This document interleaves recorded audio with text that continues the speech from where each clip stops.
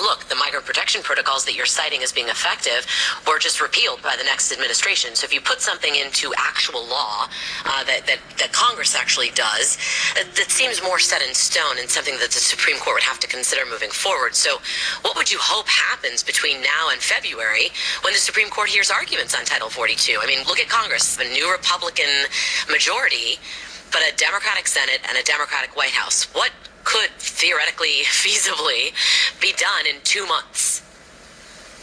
Yeah, I'm not hopeful. We can see by the signals being put out that the House is going to do, very aggressive oversight over the department.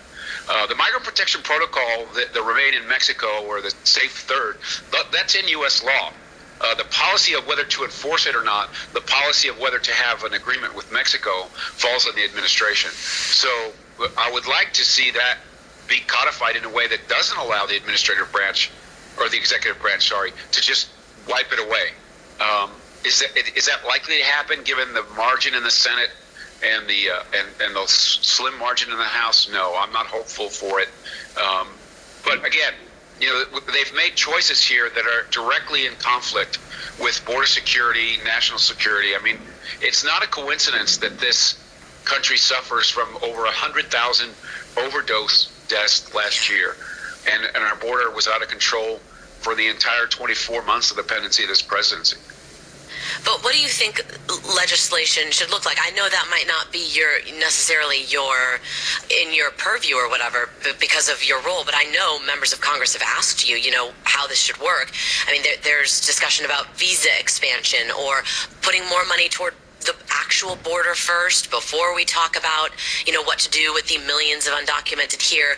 When you sort of drill down and you think about what legislation might look like or should at least tackle, maybe even just the broad strokes of it, are you of the mindset at this point, after just, almost 2 decades of talking about this, that maybe it should be done piecemeal? Like, okay, let's put money to the border and then we'll address the millions of people here?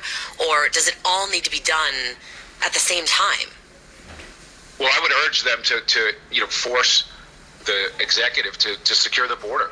That has to be first. We have a very generous legal immigration system in this country. Yeah, it takes a long time. There's background. It's probably expensive for some people as well, but it's very generous. We take in 1 million people every year, and I think Americans would be much more generous on the legal immigration side, or contend with ideas like temporary work or something like that, if they could be secure in the notion and have confidence that the executive would secure the border. We haven't had a deal or a reform in immigration is because people don't believe they're going to pay down on the security side. And so that's where they need to go. Like I said, we just talked about it. Will they go there now? It doesn't seem like they have the margins. But when asked, I would tell Congress this is about incentives and what happens to people when they come. What's their incentive to come now? And when Christmas week, when you take in 16,000 people and you release 14,000 of them, that's a huge pull for people all over the world.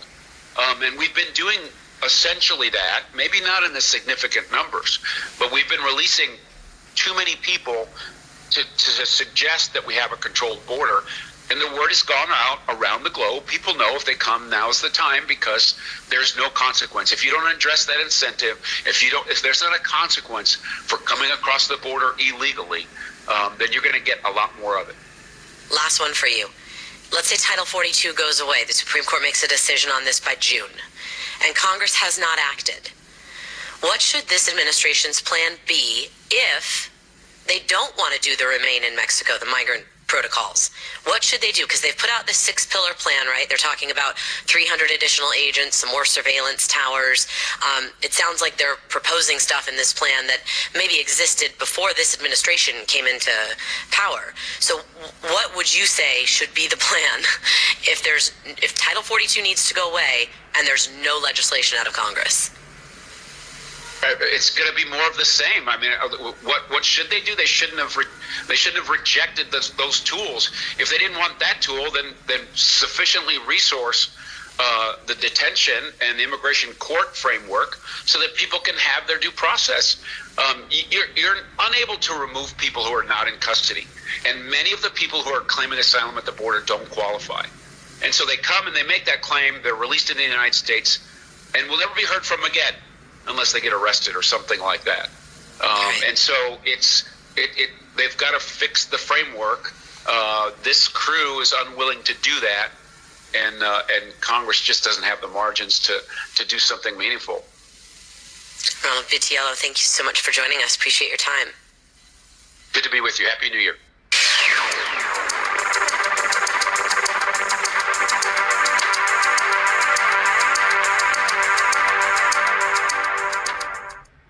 Hey guys, it's Tiki Barber. If you love pro football, there's a great new podcast you need to check out. Listen to the new Audible original podcast, American Football. It's produced and presented by Michael Strahan and narrated by actress and pro football enthusiast Kate Mara. American Football is all about the true and untold story of the rough and tumble origins of the National Football League. It's a great, fast-paced tale about the creation of the game as it transitioned from an amateur sport defined by drama and corruption to one of the most premier leagues in the world. Discover the history of the sport from today's greatest players, coaches, and personalities. Each episode is unique, and it introduces the extraordinary heroes whose dreams and desires shaped football into what it is today. It features a unique play-by-play format that recreates classic games that truly bring you back. If you're a hardcore football fan, this is one podcast you don't want to miss. Listen to American Football now at audible.com/AmericanFootball or wherever you get your podcasts. Hey guys, I'm Tiki Barber, former New York Giants running back. If you love pro football, check out Block Forever podcast with former NFL All-Pro Ryan Khalil, giving football fans an inside look through the eyes of the greatest players and personalities of all time. Khalil gets up close and personal with star players, coaches, and former pros from across the league to see what really happens from on the field, inside the locker rooms, behind the scenes, and more. You'll hear Christian McCaffrey talk about his love-hate relationship with fantasy football. Corey Lindsley compares playing with the top quarterbacks of the league. Ryan and his guests discuss it all. Topics like the players' psyches, sports betting, playing through pain, being a leader, and how to deal with combative teammates. Here, nothing is out of bounds. The best part? New episodes of Block Forever will be recorded and released every week ahead of Thursday Night Football. Check out the new podcast series from Ryan Khalil and Audible, Block Forever. Available for free on Audible or wherever you get your podcasts. Stay on top of the latest forecast with America's Weather Team in the palm of your hands. Here's the latest from America's Weather Center. It's Fox weather updates throughout your busy day, every day. 5 inches of rain by tomorrow. Temperatures being 30 degrees above average. Put the power of over 100 meteorologists and the worldwide resources of Fox in your hands with the Fox Weather Podcast. Precise, personal, powerful. Subscribe and listen now at foxnewspodcasts.com. It's Brian Kilmeade. I mean, this is a westernized democracy. While not being perfect, they have legitimate elections. Zelensky has turned out to be a charismatic leader who has stepped up to the cause and motivated the country and the world that Ukraine is to fight. And the enemy here is clearly a expansionist Russia and a cut down to size Vladimir Putin, thanks to Vladimir Zelensky. Weekdays at 9 a.m. East, or get the podcast now at BrianKilmeadeShow.com.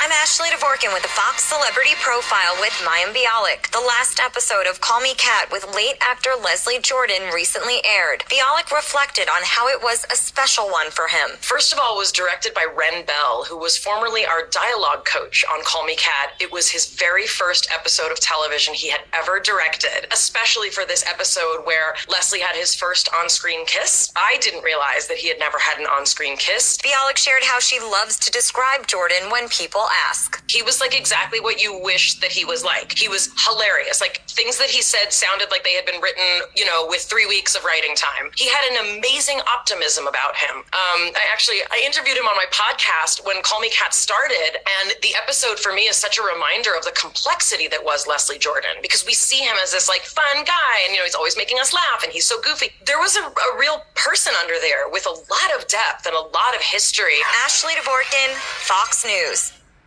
The Dean's List with Janice Dean. A woman from Philadelphia who hands out stuffed animals to seniors makes today's Dean's List. Patricia Gallagher says this Christmas tradition started in 2009. She was an empty nester and felt lonely, so she got the idea to call 2 nursing homes randomly and asked what they needed. She also requested if she and her mom could come and read 'Twas the Night Before Christmas to the residents. She brought some of her kids' stuffed animals to the nursing home for the seniors to hold while she and her mom read the story. When she went to gather them up, none of the seniors wanted to give up their teddy bears or stuffed animals. And that's when Patricia realized how much something like this meant. The residents thought they were a gift, and a tradition was then born. Patricia put an ad on Craigslist asking for gently used stuffed animals. In her first 2 years of collecting, she received more than 11,000 of them. Thank you so much, Patricia, for remembering our precious seniors this holiday season. Janice Dean, Fox News.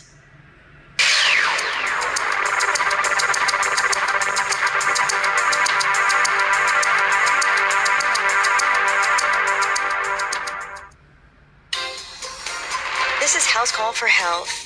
Drunk driving increases around the holidays, most notably New Year's Eve and New Year's Day. The National Highway Traffic Safety Administration says alcohol reduces the function of the brain, from reasoning to impaired thinking and muscle coordination, all very important to operating a motor vehicle. NHTSA wants you to know it's a dangerous crime. Charges can range from misdemeanors to felony offenses, or you could lose your license, be fined, even be put in jail. They do offer tips for responsible behavior. First, don't drink and drive. Plan a safe ride home from a designated driver. If you know someone who's been drinking, don't let them get behind the wheel. You can always call a taxi or a ride-hailing service. If you're hosting a party with alcohol, make sure everyone is leaving with a sober driver. And always wear a seatbelt, because that's your best defense against impaired drivers. For more health news, go to foxnewshealth.com. House Call for Health. I'm Lisa Brady, Fox News.